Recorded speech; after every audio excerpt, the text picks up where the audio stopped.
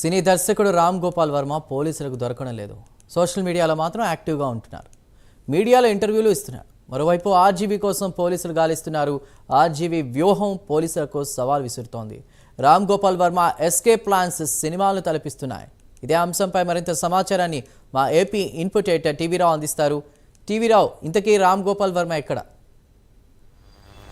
చిందు, గత 10-15 రోజులుగా రామ్ గోపాల్ వర్మ ఇష్యూ పెద్ద హాట్ టాపిక్గా మారింది. పోలీసులు అలాగే రామ్ గోపాల్ వర్మ వీరి ఇరువురు కూడా నువ్వా నేనా అన్న రీతిలో వీరి యొక్క చేజింగ్ ఎస్కేపింగ్లో ఇటువైపు రామ్ గోపాల్ వర్మ ఈ పట్టుకునేటటువంటి ప్రయత్నాల్లో పోలీసులు ఇప్పటికే ఈ నెల 19వ తేదీన ఆయన విచారణకు హాజరవుతానని చెప్పిన నేపథ్యంలో అయితే ఈ కేసు మూలాలను మనం పరిశీలిస్తే తొలుత ప్రకాశం జిల్లా మద్దిపాడులో నమోదైనటువంటి కేసు తరహా వివరాలకు సంబంధించి పోలీసులు దీనిపై విచారణ జరిపేందుకు కేసు నమోదు చేసి ఆయన విచారణ జరిపేందుకు సిద్ధమయ్యారు.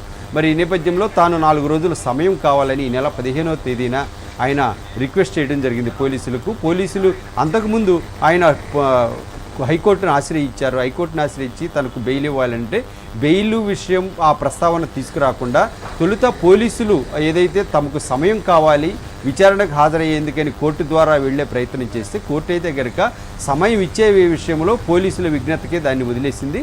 పోలీసులు అయితే కనుక ఇందుకు సంబంధించి రామ్ గోపాల్ వర్మకు తాను అడిగిన విధంగా తాను వాట్సాప్లో కోరిన విధంగా 4 రోజుల సమయాన్ని కేటాయించింది. 4 రోజుల సమయం కేటాయించిన తర్వాత మళ్ళీ ఒక వారం రోజుల సమయం కావాలి. షూటింగ్ షెడ్యూల్స్ అండ్ బిజీగా ఉన్నటువంటి నేపథ్యంలో నిర్మాతలు నష్టపోకూడదు కాబట్టి తనకు సమయం కావాలని మళ్ళీ కోరడం జరిగింది. మళ్ళీ 25 వరకు సమయం ఇచ్చారు. మరి ఆ తర్వాతనే ఈ సమయం ముగిసిన తర్వాత నుంచి రామ్ గోపాల్ వర్మ ఎస్కేపింగ్ మోడ్లోకి వెళ్ళిపోయినటువంటి పరిస్థితి. మరి ఈ నేపథ్యంలో రామ్ గోపాల్ వర్మను వెతుకుతూ దాదాపుగా హైదరాబాద్లో ఒకరోజు పోలీసులు కూడా రావడం జరిగింది.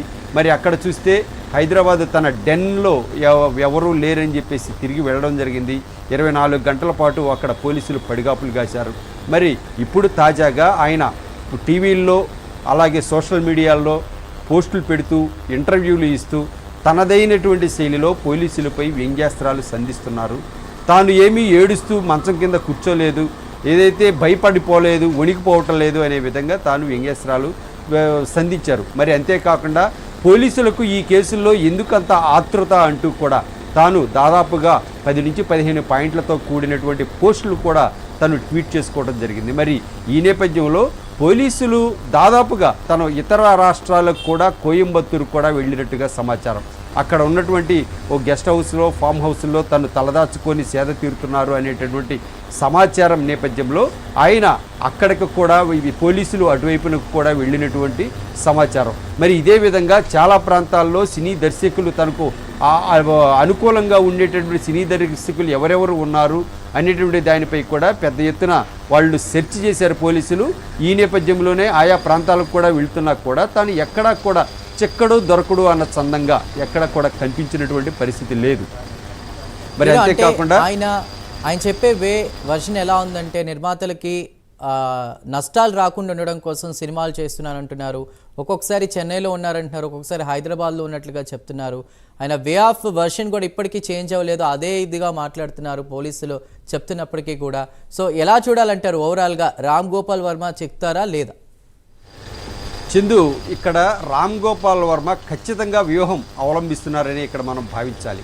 ఎందుకంటే తన వ్యూహంలో భాగంగా ఎప్పటికీ కూడా పోలీసులకు దొరికితే కోర్టు ద్వారానే పోలీసులకు దొరకాలి అనే ఆలోచన పగడ్బందీగా అమలు చేస్తున్నటువంటి పరిస్థితి మనకి ఇక్కడ స్పష్టంగా కనిపిస్తోంది. పోలీసులు అయితే కనుక కోర్టు నుంచి ఏ ఆదేశాలు రాకముందే రామ్ గోపాల్ వర్మని పట్టుకోవాలి అనే ప్రయత్నంలో పోలీసులు ముమ్మర గాలింపు చర్యలు చేపడుతూ ఉన్నారు.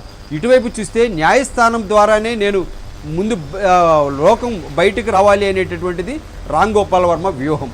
వీటన్నిటినీ కూడా చూస్తే తాను ఇంకొక విషయం పోలీసులను టార్గెట్గా తాను చేసినటువంటి ట్వీట్లో కూడా కొన్ని సందేశాలు మనకి బహిర్గతమయ్యాయి. తాను చేస్తున్నటువంటి సందేశాల్లో కూడా కీలకమైన అంశాలు ఏంటంటే పోలీసులు చాలా మర్డర్లు, హత్యలు లాంటి అంశాలను అటువంటి కేసులను వదిలిపెట్టేసి ఇప్పుడు ఏదో ఏడాది క్రితం తాను ఏదో పోస్టు చేశాను, మార్ఫింగ్ చేశాను అనేటటువంటివి ఏడాది క్రితం పోస్ట్ చేసినటువంటి వాటిపై ఇంత ఇంట్రెస్ట్ ఏంటి? ఒకేసారిగా తాను పోస్ట్ చేసినటువంటి వ్యక్తులు ఎవరైతే ఉన్నారో మార్ఫింగ్ చేశానని వారికి సంబంధించి వరుసగా 4 రోజుల వ్యవధిలోనే, సంవత్సరం క్రితం పోస్ట్ చేసినవి 4 రోజుల వ్యవధిలోనే వీరి మనోభావాలు దెబ్బతిన్నాయా? అయితే మనోభావాలు దెబ్బతిన్నప్పుడు మరి అప్పుడు దెబ్బతినకుండా ఇప్పుడు దెబ్బతినటువంటి అని వ్యంగ్యంగా తనదైన శైలిలో పోస్టులు ట్వీట్ చేస్తున్నటువంటి పరిస్థితి. మరి ఈ నేపథ్యంలో ఆయన ఇవన్నీ కూడా సాకులుగానే ముందు ఏదో కాలయాపనకానో సాకులుగానే వెళ్తున్నారు. మళ్ళీ హైకోర్టులో పిటిషన్ దాఖలు చేసేటటువంటి నిన్న కూడా హైకోర్టులో రామ్ గోపాల్ వర్మ తరపున పిటిషన్ దాఖలు చేసినటువంటి పరిస్థితి.